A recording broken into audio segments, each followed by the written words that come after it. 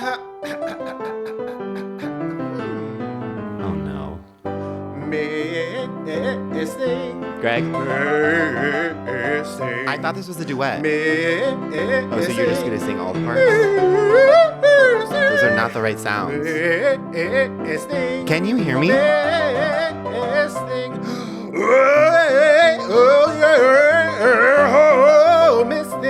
Bonk. Welcome to Miss Thing. I'm Greg. And I'm Tim. And this is a podcast that celebrates and appreciates the missed things of the past, present, and future. Yeah, in every episode, we take a key moment from our Miss Thing storied career and do what we, are just like geniuses at, which is make it all about us. I have something that I have been waiting to bring up to you. Oh, it's boy. a little conspiracy theory. Conspiracy theory? Oh, okay. I actually have another one to bring up later. Which is, do you believe the rumors? And I thought this was just a rumor, and now it keeps coming back and back and back again, which Let me stop you right there. Yes. Okay. Okay. Oh, I thought you were going to guess what it is. No, I don't know. That President Barack Obama and Gennifer Aniston are dating. That Michelle and him, like, are not together, and like knowingly. That part I didn't hear. Listen, I don't know. You know, I do feel like they both have very busy schedules. I feel like Michelle I do feel like Michelle is constantly on tour with Becoming. And she has a new podcast, which please invite us on. Oh, yeah. No, we're next. Yeah. We wanted to say here on our podcast that we're next on Michelle Obama's. Listen, do I think there is any weight to it? I'm not sure. I don't think so. It doesn't seem plausible to me. But that being said, Gennifer Aniston is so like shilling for Barack Obama, like still to this day. Why shilling? No, I just feel like she's so like, yes, we can. Like still. Oh, you're you like know, still like even getting out the vote. Yeah, even this like last election cycle, I feel like she was like so like register to vote. Yes, we can. Well, it's just one of those things where I remember I heard this rumor like in August, and it felt very like National Enquirer, you know, like Daily Mail. Doesn't seem like there's too much weight to it. No, but then and then she went on Kimmel in like October, and she was like, "LOL, the craziest things they write about us." But then it feels like it keeps coming back around, and now people that I actually know, I will not name, in the industry are saying that. Again, it's also like they know of someone, but I'm like, well, you don't seem like a conspiracy theorist, and this is actually and real? I'm just like, what? That is crazy. But listen, but Barack, then it's like they're posting that like Happy Valentine's Day to each other, and I will say, no, like Michelle and Barack are posting. No, of course, and I'm like, there are rocks. If they are not together, the world means nothing. Sure, yeah, they to me are like the best example of love we have in modern pop culture. Yeah, but we are currently living in Trump's America. Don't forget that. If this happens, like, pray for all of us. Yeah. Well, listen, it's so J.Lo. Well, J.Lo is involved somehow, and I don't like it. But Gennifer you got Aniston, possessed by J.Lo. You're like, it's so J.Lo. Yeah, J.Lo is trying to get in on this action. Listen, I think, Jennifer Aniston. J.Lo makes more sense to me, personally. Of course. Yeah, but Jennifer Aniston has been so, like, she's been wronged in the past. Now it's her turn to be Angelina Jolie. I know. That's what I'm saying. It would be fully just like the, complete the circle. Anyways, I needed to bring that up on the pod because it is something that has been keeping me up at night, where I don't want to believe that it's true. And then another day someone brings it up to me and I'm like, is this real? Like, why does this keep getting brought up to me? I wouldn't mind seeing them as a throuple. I mean, that's actually what the world needs. Yeah, I think that's quite beautiful. Wow. Thank you for bringing that.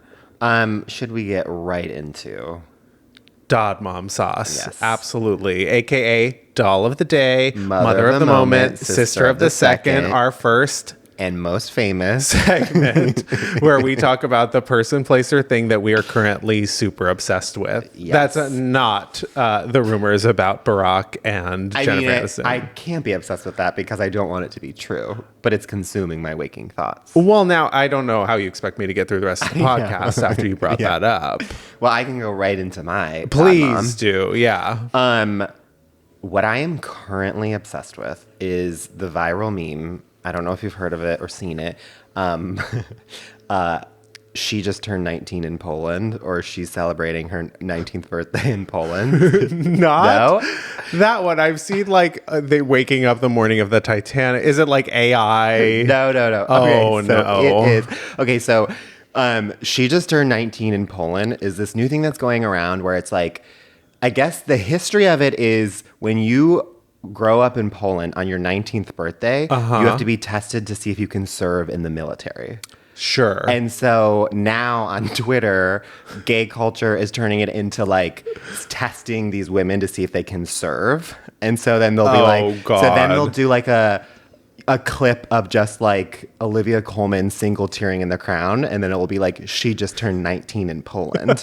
Or it will be like Kate Blanchett in Notes on a Scandal, and they'll be like she just turned 19 in Poland. It's literally It's Fergie doing backflips Yes. with one arm on the morning show. It's every single pop or the star. Today Show. Yeah. Sorry. The No, but morning show, the fictional.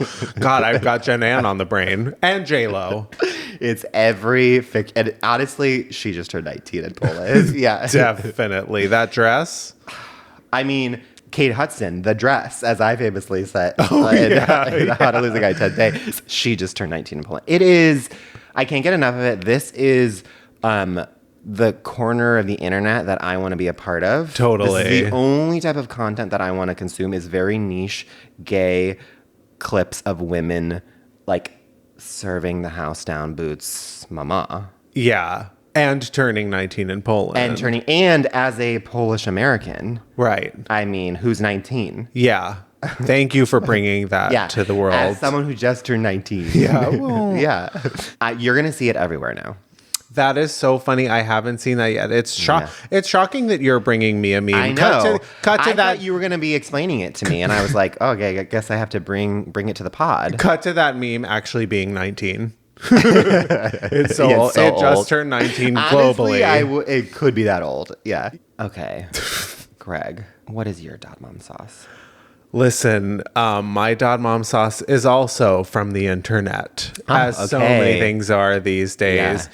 But I am currently so obsessed with the woman who found a hedgehog and attempted to nurse it back to life. I know this. Only to find out it was a fuzzy hat bauble and not a hedgehog at all. So apparently a woman found this, sort of spiky, fuzzy creature on the road. And took it home, tried to feed it cat food, and panicked when it wouldn't eat and it wouldn't poop. So she brought it into a local vet, and they discovered that it actually was just... It belongs on the top of a hat, and it had just dislocated and sort of fallen into the road somewhere. I'm obsessed with this story. Me too. I think it's beautiful. It's something I would do. The most shocking thing for me about the story is that it's not you. Right. Me as the woman who discovered it, and also just you me fully as showing up to the pod, be like, "I'm so sorry, but I have to nurse this back to life, so it's just gonna be right off camera as we record." Right, holding it to my chest, crying, skin to skin contact, absolutely, and somehow still feeling its heartbeat, and you still somehow getting an allergic reaction. You're like, "Oh, I'm allergic to this." Listen, the dust that thing collects. Greg gets an allergic reaction, I want to say, every other week to something. And then we've already talked about it, but then you will just be powering through, even though your eyes are fully shut. Sure, of course. Yeah. And we're getting up to a year on the podcast, which special announcement coming soon. Oh, yes. We're getting to almost a year since we've been coming to the Gennifer Zs ears. And just remember when we started how bad my allergies were. So just so you know, it's that time of year. That being said, I do have something to say about this whole hedgehog dilemma, and that is open the schools.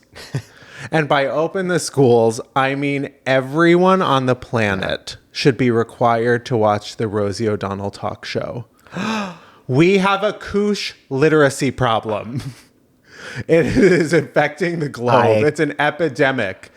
When Rosie was on TV, we all knew what sort of a fluffy inanimate object was, and we could tell the difference between that and a living hedgehog creature. This is my call. We need Rosie O'Donnell back on our TV. televisions. I completely agree. And in every language, on every television And she set needs in the to be world. sponsored by OshKosh B'Gosh or whatever that brand was. That was OshKosh B'Gosh. Is that what it was? No, it was OshKosh B'Gosh. Okay. Yeah. But there was never a better partnership than her and that thing that she would throw into the audience, fling into the audience. We were never more literate as a society than when Rosie O'Donnell was on morning television. I also have a call to everyone. Which is that every single person at Christmas should be listening to Rosie O'Donnell's Christmas albums, plural. She's got 2. And they are pop perfection. Cher is on it. I think I've even brought it up on the podcast. You've got Trisha Yearwood. You've got the Chicks. You've got so many late 90s, early 2000s. NSYNC, Britney Spears. Her taste was impeccable, and she had all the greats on the show. She was always on the right side of history. Yeah. Rosie O'Donnell. Only there was 2. We wish. We wish she was cloned so she was still doing her talk show. Yeah. Wow. I need to listen to that. I also feel like she deserves Rosie Assance, but also I'm worried that I've missed some things that she's done in pop culture that don't hold up. Well, she was on The View. No, after that, though, but I feel like it was pitting a lesbian versus a pretty blonde woman, right? And the culture wasn't ready for that. When really she wasn't bullying. I mean, we are such elder millennials, but she wasn't bullying Elizabeth Hasselbeck. That was the big moment of our time. I know. The two of them on that split screen, and then she was mostly just upset at the split screen. Yeah. And that they were just showing them really having that argument. It is such a juicy. Yeah. Whoa, what a story. But listen, that's a tale for another time because Rosie O'Donnell, we're going to do multiple Miss Thing episodes on her because that woman is a queen. She's an icon and a legend, and she is a little too forgotten. Yeah, people need to reframe. She is the latest in the people put her in kind of in the Britney Spears, Pamela Anderson, people who were wronged in the early 2000s, right? And need to come back and realize how we treated them. We do need to. I do remember her big crush on Tom Cruise. Oh my God! Yeah, I'm not saying that we're all not perfect. Yeah, and also, by the way, I have a big action. The straightest thing about me. Is how much I love Tom Cruise in an action movie. I'm sorry. I know that he's a Scientologist and he has a lot of problematic things, but there is no better action star than Tom Cruise. Oh, absolutely. Couldn't agree more. Another future Miss Thing. A true 4-quadrant movie star. Yeah. I don't know what that means, but I think that really means that it appeals to everyone. Name the 4 quadrants. Couldn't. I think it's men, women, children, and elderly. When they say the 4 quadrants, it's men 20 to 25, men 35 to 45, men 55 to 65, and men 10 and below. Right. And I'm over here be impeccable with your word. What is the 4 agreements? Yeah. I start listing off the 10 commandments. Yeah. I'm wait. Thou shalt not kill. Well, I'd have to know what those were too. Yeah. Unfortunately, I know them all. I was it was drilled into me. Trust me, I know. Tim has the 10 commandments, the original slate on his wall in the hallway. Well, I carved them out of the mountain, so that's yeah, that's really, I'm really proud of that. Well, on that note, take a break. Yeah.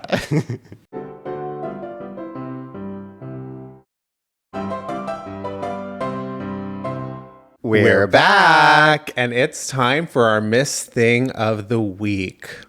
This TV legend, TV icon, and soon to be Broadway legend. Right. She's graced the stage before, but it's been over 25 years.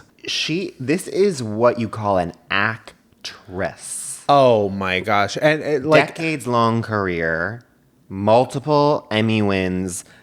It's too many awards to mention. Throughout all the decades of her life. Mm-hmm. A true Miss Thing through and through. Our Miss Thing of the Week is Jean Smart. Yeah. Hacks is right about to come back. Hacks season 4 is right around the corner. I will never forgive Hacks for giving Jean Smart the platform she deserves. Jean Smart You wanted to do it. Jean Smart is the woman who I've always written an elderly character. Like, well, she's not elderly, but like older woman of a certain age. Exactly. I always had Jean Smart in mind. It's the combo of Designing Women and her incredible run on 24, which I will get into. Yeah. I mean, and there are so many good. Okay, we've got obviously Hacks. We just mentioned 24. Designing Women. We've got Watchmen. Watchmen, so good. I mean, you can never think of a dildo in the same way after that Oh my show. God. I mean, she really showed us what she was all about in that one. Fargo season 2. I mean, the Kirsten Dunst one. And then there's just like random ones that somehow I was obsessed with Snow Day as a kid. Yeah. She was in Snow Day. Of course. There was Samantha Who. I remember loving Samantha Who as like such random things that she was always did we say Mayor of Easttown? Right. Yeah, she's had a premium few years. Mayor of Easttown, there was Bringing Down the House. Oh, right. I know. A Simple Favor. She has been in too many movies and TV to count. I mean, honestly, and she has never missed. No. She can do it all. I mean, drama, comedy. And she's soon to be on Broadway in a show called Call Me Izzy. Okay. I don't know anything about it besides the fact that it's a one-woman show.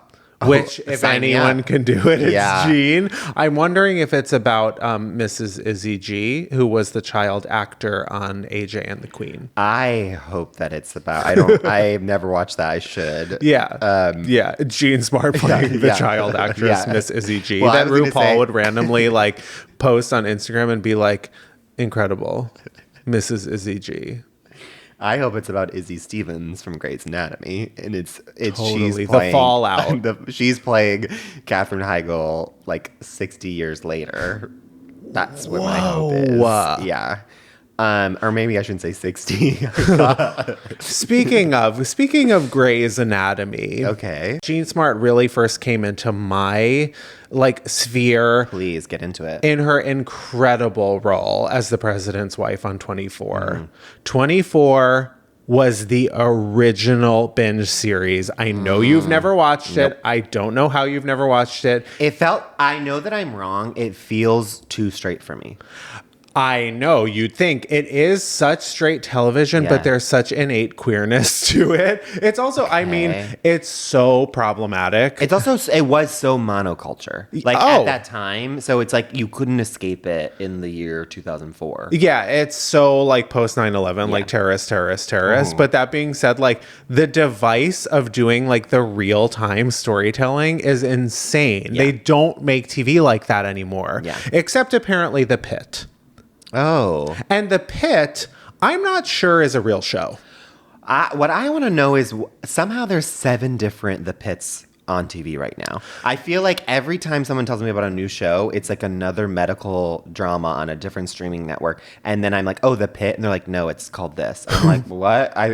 I've never even seen The Pitt, but somehow there's 7 different versions. Right. Of course, you've never even seen The Pitt. So I am not sure The Pitt is an actual series. I actually think... I agree. I think it might be some sort of like really advanced marketing campaign to try and like collect information on everyone.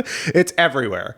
It's on every bus. It's like every billboard. It's like the #1 show on Max. It's like always what you should watch next. And I don't know anyone who's seen it. Well, and my bone to go. Except for one person who I am convinced is an actor, a paid actor on behalf of Max. Yeah. I'm convinced it's maybe some like social experiment that like if you click on it, like there's no show beyond the image, but then if you click on it, like suddenly AI needs to like build something, like construct it really fast, like based on your viewing experience.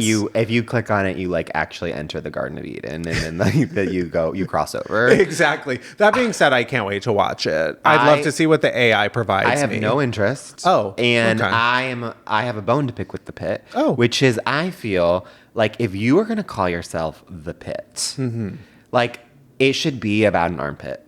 Oh, I'm sorry. I want to bring back television like The Slap.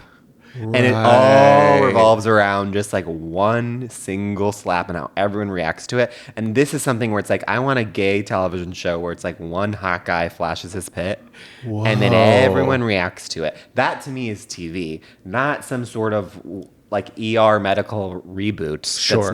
That's like not going to be as good. I'm sorry. A 24 knockoff told in real time. Exactly. Another alternative pitch to the Pitt, an origin story about the famous Pitt from The Peach and Call Me By Your Name. Oh. If we're still talking queer-coded, I thought the you were Pitt. going to say the famous Pitt, meaning the famous moment where Julia Roberts went to that movie premiere and she didn't shave her armpit. Oh, First my off, that's God. so fucked that people cared. Of course. And then it was like all over the news that she like didn't shave her armpit and waved to the fans. Right. Or Julia Roberts playing Paula Cole doing her televised performance where she had hairy armpits. Okay, we've digressed. Yeah, way Greg, too far. How do you make Jean Smart all about yourself?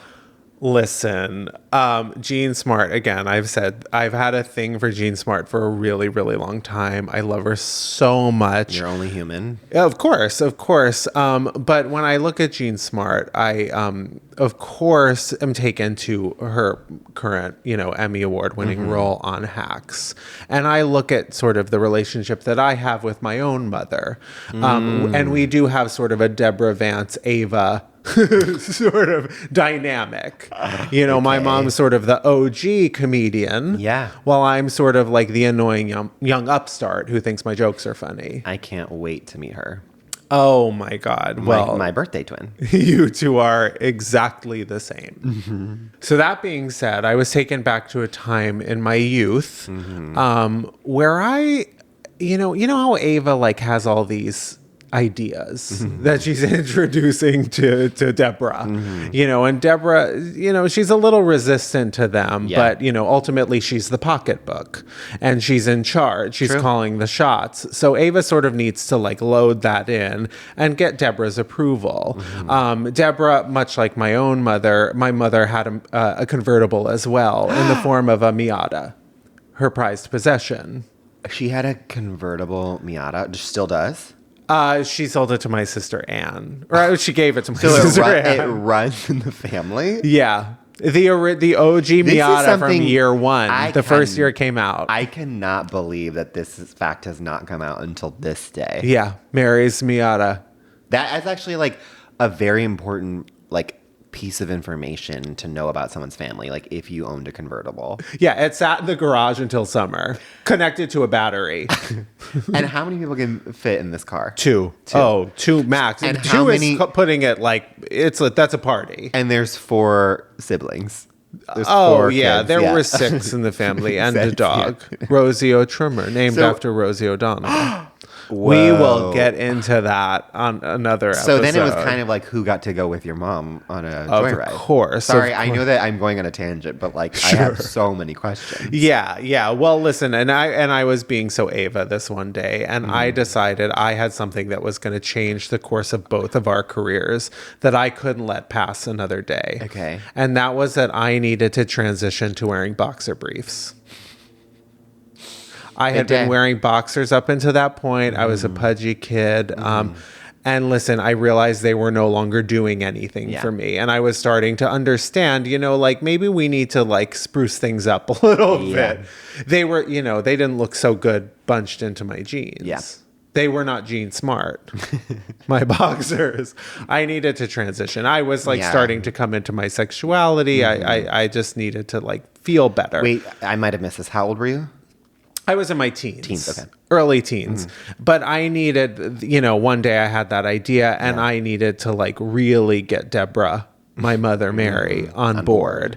And of course, as I said, she's the pocketbooks, but she also was, you know, sort of the driver. Not in the Miata. We were in the dead of winter. I decided I needed to switch to boxer briefs in the dead of winter. Yeah, but I realized I couldn't get through the day without a 3-pack of Hanes, you know, sort of like cracked open and on my body. Especially just like the hot men on the front of that Hanes package. Of course. Yeah. Well, yeah, I mean, I knew. The original porn. Right. That and the JCPenney ads. All right. Lock the door. So my mother, she was like, well, I was driving her nuts. And she was like, well, let me get through my things. You know, she had a packed, you know, Deborah Vance schedule that she needed to get through before she could take me to the store because I couldn't drive myself. If only I could. I'm sure she would have been willing to sort of let me do that. So we get in the car, finally. It's been all day. It's been all I've been thinking about, all I've been talking about. You know, she's busy doing something. I'm like, hey, Mom, can we go now? Can we go now? Can we go now?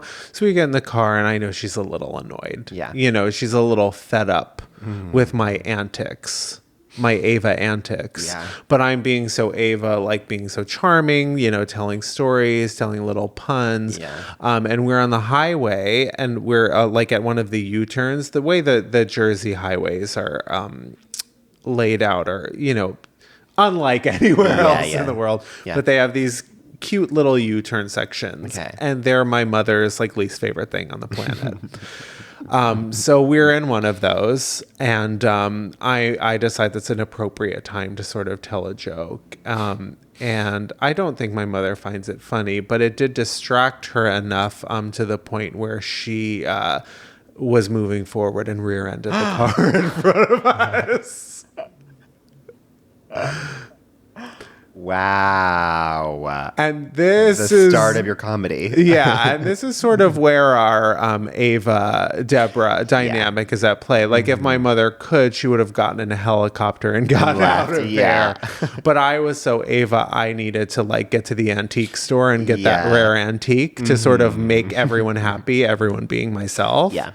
So I needed to charm her enough to convince her to take me to the store still to get my underwear. You guys are like you guys hit someone so bad. They're like in an ambulance going to the hospital. You guys are following the hospital to make sure. And you're just like, Mom, can I get my 3-pack? Right. It wasn't like a really bad accident, but it was the first one I had ever been in. So imagine that I'm complaining. I'm like, that kind of hurt my neck.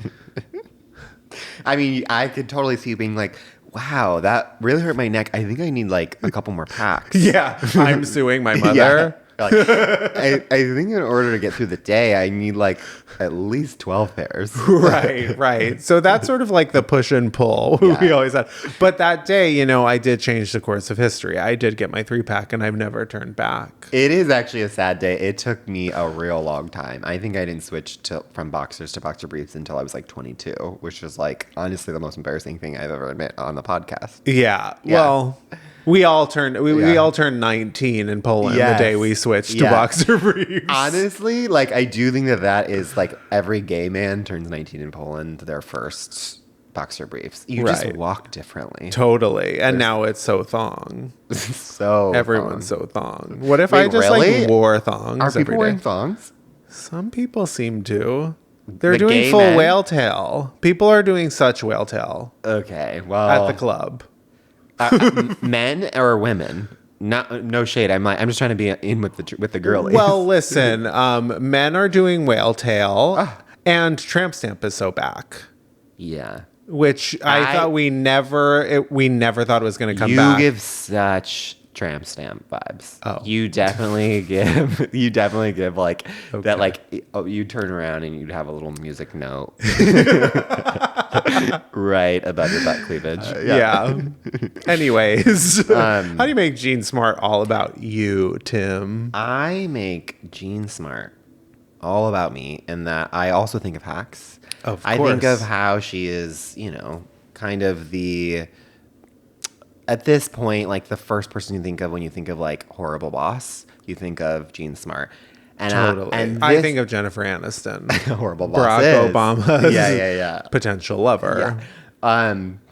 And I think of this time that my boss actually wasn't horrible, but it was like a pseudo boss, which is, I'm going to leave some details out of the story, which is that I was working for these two comedy women who had a pilot, and we were on this one studio lot, like preparing for the pilot that we were about to shoot. And we were leaving the table read with the director. And Denis Villeneuve. Exactly. The story is about Denis Villeneuve. We can name certain names. Certain names. And as we're walking, and it had been probably like a week since this pilot had started shooting. Sure. And the director was being like really like weird and standoffish, and had been acting that way like since the pilot had been starting. And I'm just like always following my bosses around, making sure to like take notes and like that they remember everything that happens, because so much is happening when you're like the showrunner of a pilot. Oh God, it's like every single thing. Like people, it's so like, can I go to the bathroom, please? Like, and that you have to answer yes or no to everything. Yeah. And so we're walking back with the director, and then the director just goes, "Does he have to be here right now?" to me.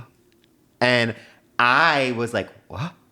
And I was, by the way, silent, just like walking in. And like part of my job was just to make sure that like if the director had said something, that like I get it down, because they have like a million things to remember. And so like, oh, well, the director said this, so like we have to do this. The assistant fear, by the way, when you're like, you don't want to be standing around awkwardly either, but like you're required to by law. It's like, and then my bosses actually were good and like immediately got defensive, and they were like, yes, like he does. Like, we want to make sure that he's around to get everything, but also like it's important for us that he's like shadowing. This is part of the job where it's like he gets to like see every part of the thing. Right. And it becomes this contentious thing back and forth between my two bosses and this woman.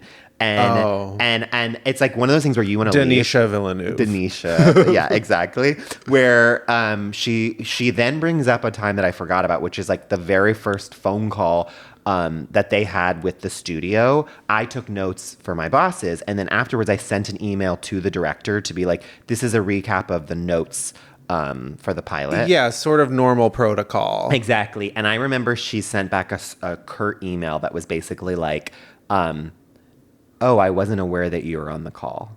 That's it. What? Yeah. And I didn't really know how to interpret it, but I was just like, okay, weird response.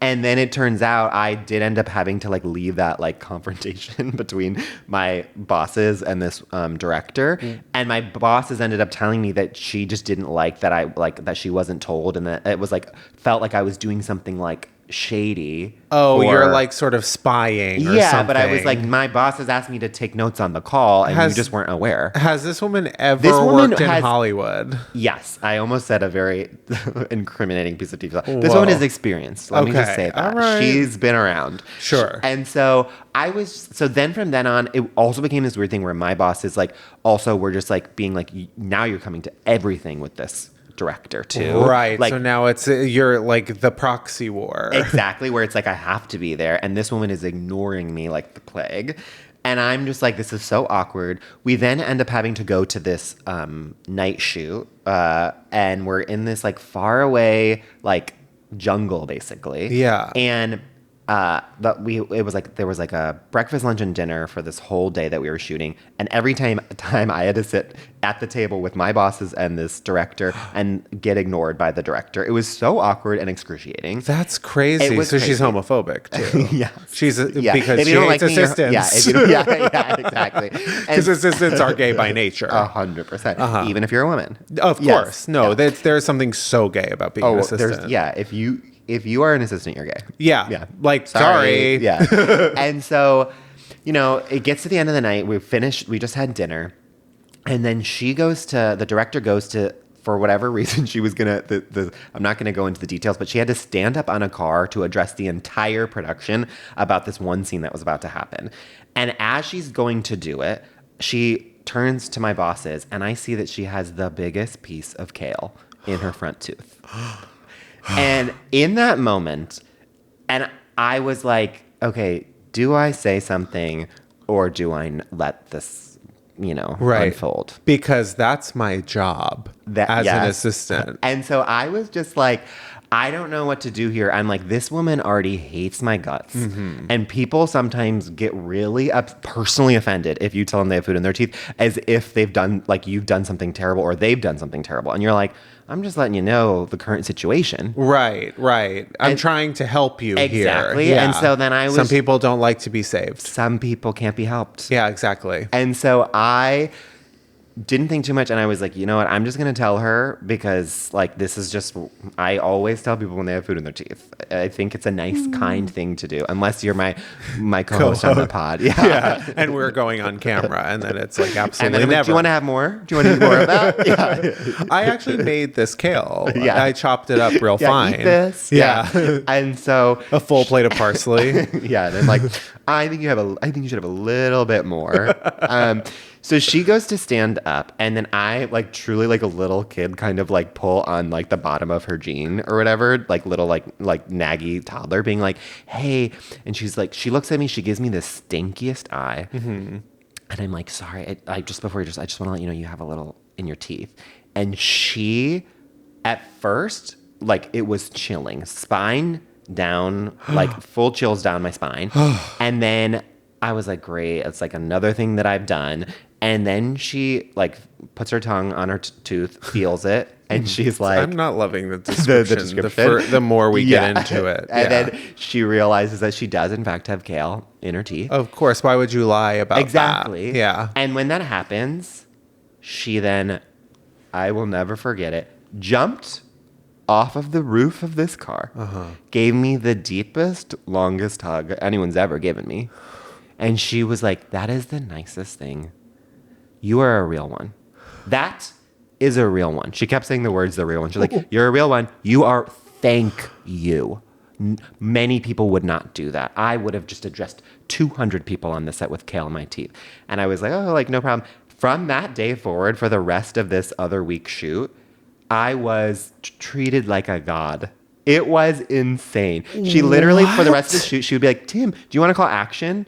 I'm not kidding you. Do you want to take a swing at this one? Yeah. This entire scene? The entire episode, actually. You get final edit. Basically, there was a moment where there was like an ice cream food truck that came, and she was like, Tim gets the first at bat. Like, wait until Tim goes, in front of like the two lead actors who were big actors. I won't name who they were. Whoa. And like, probably because she knows she was being so unreasonably cruel. Yes, 100%. Yeah. She then wanted to do shots with me at the wrap party. Oh my God. It was insane. So my advice to all Gennifer Zs out there is, if you have a problem with someone, get them to eat kale. Yeah. And then have to give right before they give a public speech. And then let them know. Problem solved. Yeah. Wow. That is such social engineering in a way that I've like never quite. It is, in a way, it almost feels like I did make her eat the kale, because it was crazy night and day. Wow. Yeah. I'll tell you off pod who it is. Yeah. She's Coralie Fargett. Yeah. Yes, exactly. Yeah. Yeah. It inspired The Substance. Of course. Yes. And with that, should we take a break? Time for a break.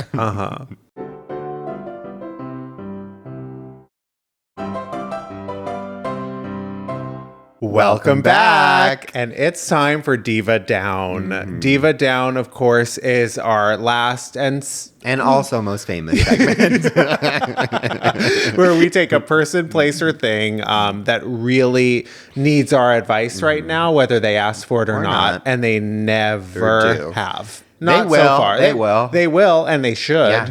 But we'll go back in time and realize how right we were about so many things. Of course. Yeah. And our Diva Down this week is the price of eggs. I mean, I have so many thoughts, Greg. Honey, these divas are kind of up, actually, but in all the wrong ways. Yeah.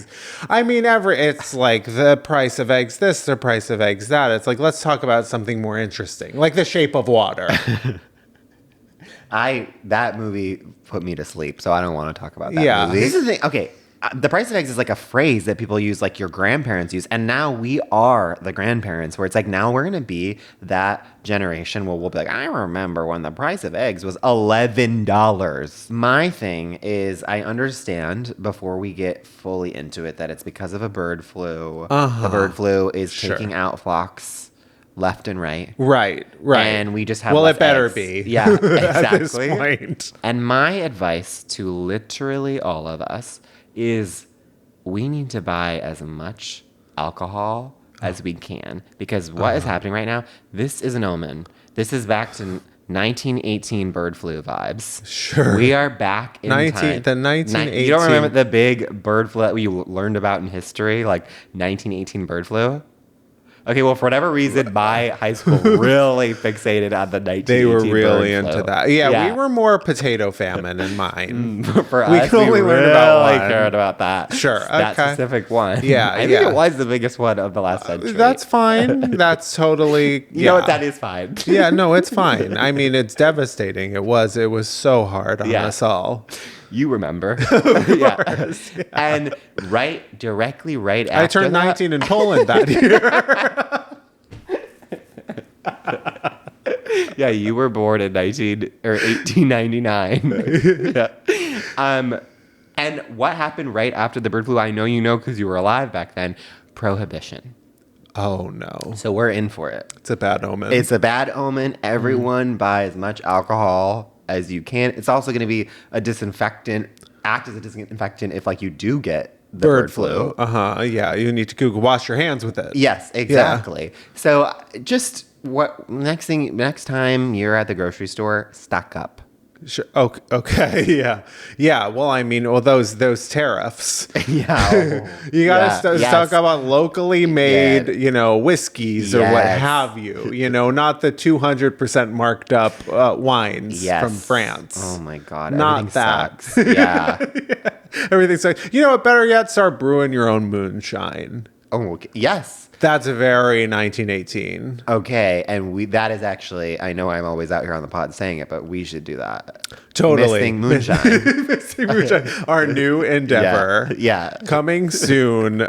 We do moonshine, we do digital smoke detectors. Yeah. Well, the list will keep growing. Yeah. We have our industry brain. I mean, we are nothing if not sort of tech forward CEOs, but we're also we bring amazing products to the Gennifer shows. And they're already trademarked, so don't even try. Yeah, don't try that. Don't come for us. Yeah. Don't take our ideas. You wouldn't even want guys. to, honestly. Yeah. So listen, I totally I was not, my eyes are open. Mm-hmm. My eyes are open both I need to be drinking with all this Barack and Gennifer. I know. Rumors going on. Anyway, listen, I guess I sort of have practical advice. Okay. First of all, okay, so I guess mine isn't practical. No, I think yours is incredibly practical. But I have more, just sort of future casting. Okay. And listen, I'm no financial expert. But also it seems, the stock market is sort of up and down and down and down and down and which also down. 1929, great. Of course, we're getting there. 1920s vibes for sure. But listen, I would say, I'm not a financial expert, but I would maybe, since the stock market is going down, you might want to pull that money out before it's too late. Don't take my word for it. I'm just sort of before your money is worth nothing, and you're going to need that money. But don't they say that you're not supposed to take the money out? That's what causes the crash. I know nothing. Well, it's what causes the crash. But then if it all goes and you have nothing, and you've been contributing, for so long, and then you have less than what you put in. Yeah. That being said, the price of eggs, it's really getting extreme. I think by the end of the month, it could be $100.